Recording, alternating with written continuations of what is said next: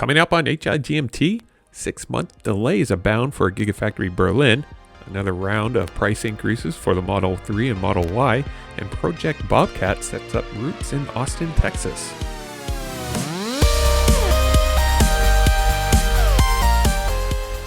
Welcome to How I Got My Tesla, the podcast of indeterminate length for Saturday, May 8th, 2021, episode 41 in Ottawa, Ontario. I'm Matt Wilson. Let's start off with a few Tesla things you should know. Well, it looks like we're getting conflicting stories regarding the expected operational dates for GigaFactory Berlin. On one hand, Electric.co has a story where Tesla's timeline has slipped 6 months rather than starting production in the summer of 2021. A new report out of Germany now pegs the start of production to be in January 2022. Now, on the other hand, TeslaRadio.com has another story stating that the rumors of the 6-month delays are just that. They're just made-up rumors. And at last week's Q1 earnings call, Elon Musk even mentioned that the initial limited production at GigaFactory Berlin would begin in 2021 and would achieve volume production in 2022. One of the main issues that people seem to be pointing towards is a lack of availability for Tesla's new 4680 battery cells, which are going to be integral for the Model Y being produced at GigaFactory Berlin. Tesla is currently working on building a battery production plant at the same location as GigaFactory Berlin, but that battery plant is not slated to be open at the same time as GigaFactory Berlin.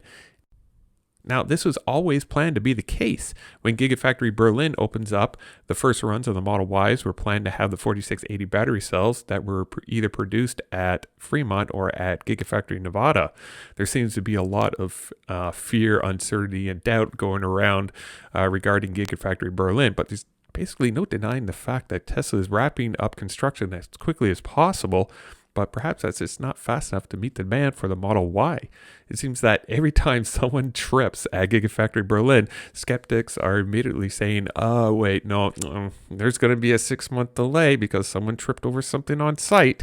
Now, personally, I don't really care when GigaFactory Berlin or even GigaFactory Texas opens.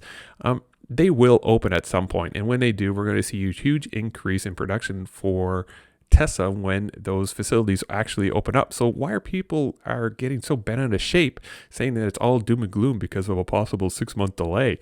You know what, guys? Construction is hard. Building stuff takes time, and to spool up 2 new gigafactories and expanding one at the same time at Shanghai takes time. People just basically need to be patient. Construction, like I said, is hard, and getting the gigafactories fully online is actually even harder. Tesla recently explained how it was able to avoid the global shortage of microchips, which could actually last for several more years. This shortage of microchips has affected the automotive industry, which is increasingly becoming a major consumer of microchips. During Tesla's earnings call last week, Elon Musk mentioned that Tesla has several very important supply chain problems and specifically mentions the chip shortages. Tesla revealed it was able to prevent it from being too affected by the lack of chips by being able to turn to the use of microcontrollers and developing new firmware to work with new chips from various vendors rather than sole sourcing from Samsung to supply the needed inventory. With reports that Tesla has already sold out its full second quarter production capacity, Tesla has implemented a new round of price increases for the Model 3 and Model Y.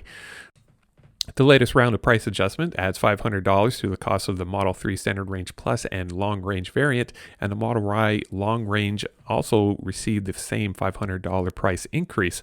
According to Tesla's website, the Model 3 Standard Range Plus now costs $39,490, and the Long Range Model 3 now costs $48,490. Tesla has implemented several price adjustments for the Model 3 and Model Y over the past few months. In April alone, Tesla has implemented 2 price increases of $500 each. But in last February, Tesla rolled out an actual price reduction for the standard range Model 3 and the long range Model Y. Each one of them were receiving a $1,000 discount. Reports have indicated that Tesla is sold out on its second quarter production capacity, which is suggesting the company will definitely have its hands full this quarter with the existing vehicle orders. With production for Q2 already capped, Tesla will need to open up GigaFactory Berlin and GigaFactory Texas as quickly as possible just to keep up with demand. And word got out this past week regarding a new project currently underway at GigaFactory Texas. Tesla is planning a new facility named Project Bobcat, according to newly filed documents with the city of Austin.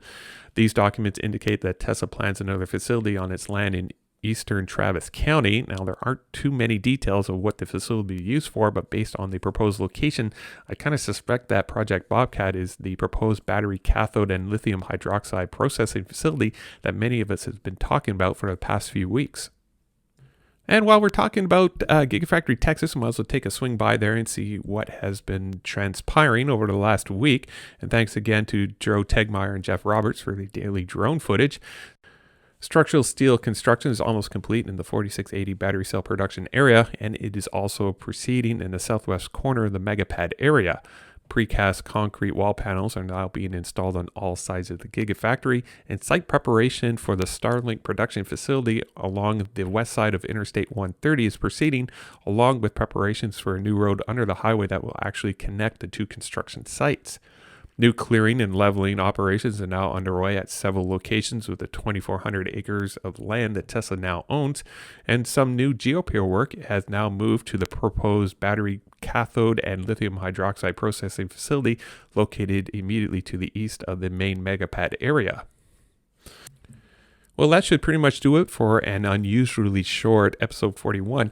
I'm not exactly sure what happened this past week. Maybe my newsfeed was unusually short in terms of getting content from Teslas or any of their gigafactories, or maybe it was just the fact that, everyone was focusing on Elon Musk, hosting Saturday Night Live on Saturday. So I'm not exactly sure. Hopefully episode 42 will have a little bit meat to the bone than episode 41 had. Reminds me of, I think my brother called me the other day and he was giving me a hard time about, hey, Matt, where's my shout out? How come, where is it? How come it's not in my feed yet? I just told him, I said, what, episode 41 might not actually happen until later on in the week, but I don't know. I was able to squeeze out episode 41, but there's really not a lot going on in terms of Tesla. So we'll see what happens next week. Hopefully we get a little bit more information that I can pass on to everybody. So if you're looking to purchase a new Tesla, you want 1,000 free supercharging miles, you can feel free to use my referral program link in the show notes below, or you can head on over to ts.la/Matthew40942. And currently the only person to use my referral program link is Chatty, so thanks again to Chatty for that.